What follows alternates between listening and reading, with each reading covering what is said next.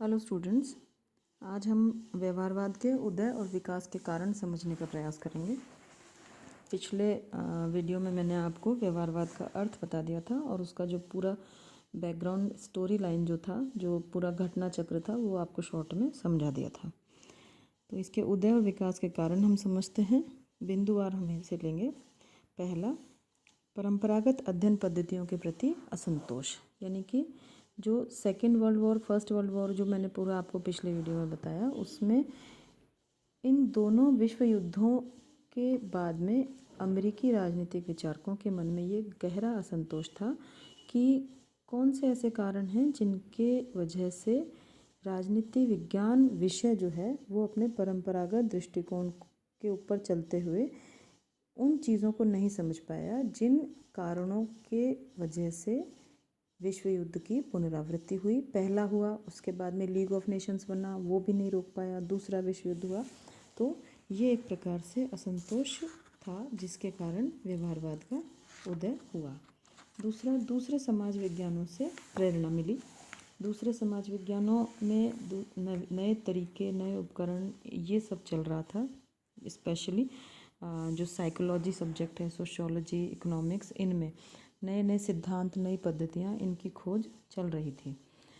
तीसरा, द्वितीय विश्व युद्ध का प्रभाव, ये मैंने आपको बताया। द्वितीय विश्व युद्ध ने व्यवहारवाद को गति प्रदान कर दी एक प्रकार से, कि राजनीतिक जीवन की जो जटिलताएं हैं उनको संस्था, संरचना और उनकी सीमाओं में बंद करके नहीं समझा जा सकता। उसके लिए आप राजनीति विज्ञान को इन चीज़ों से ऊपर या इन चीज़ों से अलग भी बातों को समझना पड़ेगा।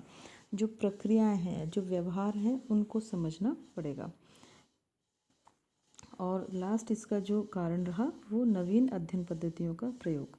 इसमें ध्यान से सुनिएगा ये चीज़, जो परीक्षण पद्धतियाँ, जो नवीन परीक्षण पद्धतियाँ थी व्यवहारवाद में, वो थी सर्वेक्षण पद्धति, सांख्यिकीय विश्लेषण, गणितीय प्रारूप, निदर्शन, सर्वेक्षण, वो सारी चीज़ें। यानी कि आज जो हम पीएचडी रिसर्च करते समय जिन चीज़ों का इस्तेमाल करते हैं, बहुत सारी चीज़ें स्टैटिस्टिकल टेक्निक्स का हम इस्तेमाल करते हैं। टेबल बनाना, क्वेश्चनेयर बनाना, ऑब्जर्वेशन, फील्ड की स्टडी, ये सारी चीज़ें।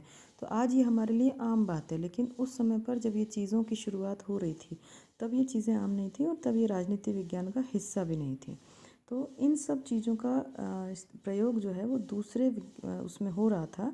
जैसे स्टैटिस्टिक्स वाली जो चीज़ें हैं, चीज़ों को टेबुलर फॉर्म में पढ़ना, रिसर्च करना उस हिसाब से, तो वो उनकी वजह से ये एक तरीके से व्यवहारवाद के विकास का, उदय का कारण रहा। अब व्यवहारवाद की जो स्वरूप है और इसकी जो मूल मान्यताएं हैं, इसमें डेविड ईस्टन ने, जो कि इसके प्रणेता हैं, जो अधिकारी विद्वान हैं इसके, उन्होंने अपने लेख the current meaning of behaviourism, इसमें व्यवहारवाद के जो आधार हैं और जो लक्ष्य हैं उनको प्रस्तुत किया है। 8 बिंदुओं के माध्यम से डेविड ईस्टन ने इन बातों को समझाने का प्रयास किया है।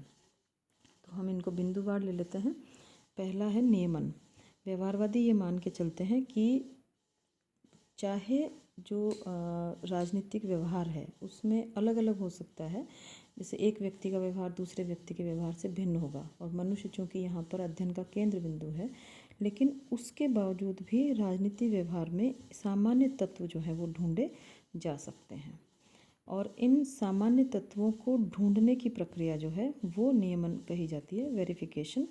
यानी आप उसके आधार पर, जैसे एक चुनाव में कोई लहर चल गई, जैसे मान लीजिए अभी नगर निगम के आपके चुनाव अभी आने वाले हैं, तो किसी चुनाव में कोई प्रकार की लहर चल गई, कोई सहानुभूति लहर चल गई, या कहीं जाति का ज़्यादा वो है, कहीं पर कोई नेता जो है बहुत लोकप्रिय हो रहा है, कहीं पर कुछ चीज़ें बहुत ज़्यादा हाईलाइट हो रही हैं, तो हम एक तरीके से सामान्य तत्व, यानी कि उसको जनरलाइज कर सकते हैं, उसका थोड़ा सा अंदाज़ा लगा सकते हैं कि यहाँ पर ये ऐसा होगा।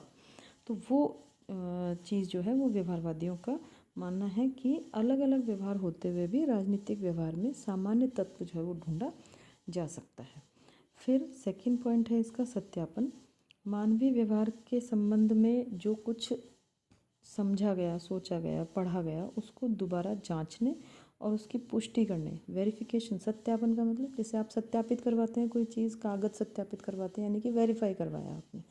तो इस प्रकार से राजनीति व्यवहार का जो हमने ऊपर ये नियमन में देखा कि हमने सामान्य तत्व देख लिए, अब उसको सत्यापन करने की प्रक्रिया कि किस प्रकार से इसको वेरीफाई किया जा सकता है कि हाँ ये चीज़ सही है, वो किस माध्यम से। अब ये तीसरा बिंदु आ गया अपना तकनीकी प्रयोग, यानी कि जो आधार सामग्री प्राप्त की और उसकी व्याख्या जो हमको करनी है, उसके लिए किस प्रकार से तकनीकों का इस्तेमाल करके उन परिणामों को ज़्यादा से ज़्यादा सत्य के नज़दीक, यानी कि 100% नहीं होगा, 100% रिज़ल्ट जो है वो आपके आकलन का किसी भी सोशल साइंस में नहीं आ सकता। 100% आ सकता है सिर्फ फिज़िकल साइंसेज में, कि आपने केमिस्ट्री की लेबोरेटरी में, फिज़िक्स की लेबोरेटरी में आपने कुछ अध्ययन किया और उस अध्ययन का पूरी क्लास ने अगर सही वो टेस्ट किया है, सही उसका एक्सपेरिमेंट किया है, तो पूरी क्लास का रिज़ल्ट सेम आएगा।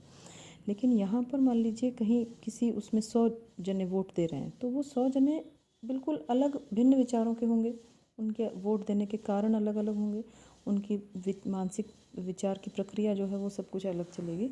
तो इस प्रकार से इन सब के बावजूद भी कैसे तकनीकों के प्रयोग से उन चीज़ों को देखा मापा जा सकता है, इसकी बात की व्यवहारवाद ने। परिमाणनीकरण चौथा बिंदु है इसका, यानी उपलब्धियों के विवरण और आधार सामग्री को लेखबद्ध करने और उसको क्लैरिफाई करने के लिए मापन भी होना चाहिए और परिमाणनीकरण भी होना चाहिए। ये परिमाणनीकरण सिर्फ अपने लिए नहीं बल्कि दूसरे जो रीजंस हैं, दूसरे जो उद्देश्य हैं, उनके संदर्भ में भी किया जाना चाहिए। पांचवा बिंदु है अपना मूल्य निर्धारण। मूल्य का अर्थ जो आपको समझ में आता है कि किसी वस्तु का मूल्य या नैतिक मूल्य, उन सब से अलग है। यहाँ पर जो व्यवहारवाद के डेविड ईस्टन प्रणेता जो हैं डेविड ईस्टन, उन्होंने इसका इस्तेमाल किया है। वैल्यू डिटर्मिनेशन की जो बात की है कि हमारे किसी चीज़ को लेकर के क्या मूल्य हैं, तो उन मूल्यों को, हमारी सोच को, हमारे जो स्वयं के पर्सनल आदर्श जो हैं, स्वयं के पर्सनल मूल्य जो हैं, उनको इन चीज़ों से अलग रखा जाना चाहिए। तभी कोई रिसर्च जो है वो न्यूट्रल रिसर्च कही जा सकती है, वो प्रॉपर फॉर्म में रिसर्च कहा जा सकता है। Thank you.